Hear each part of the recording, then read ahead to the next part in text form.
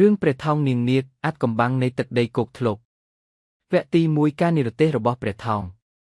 កាលពីព្រេងនាយមានព្រះមហាក្សត្រមួយអង្គសោយរាជ្យនៅនគរធំឥណ្ឌាព្រះអង្គមានបុត្រាច្រើនអង្គប៉ុន្តែបុត្រាច្បងមានចិត្តច្រណែននឹងបុត្រាទី2គឺព្រះថោងដោយមិនចង់ឲ្យមានជម្លោះក្នុងរាជវង្សព្រះថោងក៏សម្រេចចិត្តនាំពរេនិងបពុជិះសំពើចាក់ចេញពីនគរដើម្បីស្វែងរកទឹកដីថ្មីបន្ទាប់ពីធ្វើដំណើរតាមសមុទ្រយ៉ាងយូរព្រះថោងបានមកដល់កោះមួយដែលមានដើមធ្លុកដុះយ៉ាងធំត្រដែតនៅកណ្ដាលសមុទ្រដែលគេហៅថាកោះគោកធ្លុកព្រះថោងបានសម្រេចចិត្តបោះជំរំសម្រាកនៅទីនោះវគ្គទី2ការជួបគ្នានៃនិស្ស័យនៅយប់មួយព្រះថោងបានដើរលេងកម្សាន្តតាមឆ្នេរខ្សាច់ក្រោមពន្លឺដួងខែរំពេចនោះព្រះអង្គបានឃើញកងទ័ពស្រីដ៏ស្រស់ស្អាតកំពុងលេងទឹកសមុទ្រអ្នកដែលដឹកនាំក្រុមនោះគឺព្រះនាងនា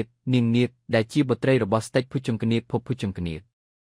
ព្រះថោងនិងនាងនាគបានជួបគ្នានិងចាប់ចិត្តប្រតិព័ទ្ធលើគ្នាភ្លាមនាងនាគបានប្រាប់ថានាងតែងតែឡើងមកលេងឋានកណ្ដាលនៅទីនេះជារៀងរាល់ថ្ងៃសេលអ្នកទាំងពីរក៏បានសន្យាសាងស្នេហ៍និងចង់រៀបការជាមួយគ្នា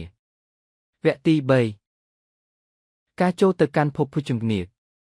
ដើម្បីសុំការអនុញ្ញាតពីព្រះបតានាងនាគបាននាំព្រះថោងទៅកាន់ភពភុជង្គនាគប៉ុន្តែមនុស្សមិនអាចរស់ក្រោមទឹកបានឡើយដូច្នេះនាងនាគបានឲ្យព្រះថោងតោងកន្ទុយគេរបស់នាងរួចនាងក៏ប្រើបំបែកទឹកសមុទ្របើកផ្លូវទៅកាន់ទីក្រុងនាគដ៏ស្អាតអស្ចារ្យស្ដេចភុជង្គនាគបានសាកល្បងចិត្តព្រះថោងហើយឃើញថាទ្រង់ជាមនុស្សមានបុណ្យនិងចិត្តស្មោះត្រង់ក៏យល់ព្រមរៀបការបុត្រីឲ្យពិធីការត្រូវបានរៀបចំឡើងយ៉ាងអធិកអធមបំផុតនៅឋាននាគវគ្គទី4ការកើតទឹកដីនិងនគរខ្មែរ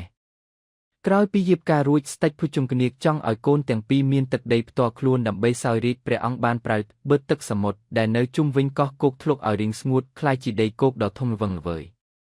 ទឹកដីនោះហើយដែលคล้ายជានគរខ្មែរគឺដំបូងបង្អស់ព្រះថោងនិងនាងនាគបានឡើងមកសោយរាជ្យនិងកសាងប្រាសាទរាជធានីព្រមទាំងបង្រៀនប្រជារាស្ត្រឲ្យចេះធ្វើស្រែចម្ការនិងរស់នៅដោយសុខសាន្តវគ្គទី5កេរដំណែលនិងទំនៀមទម្លាប់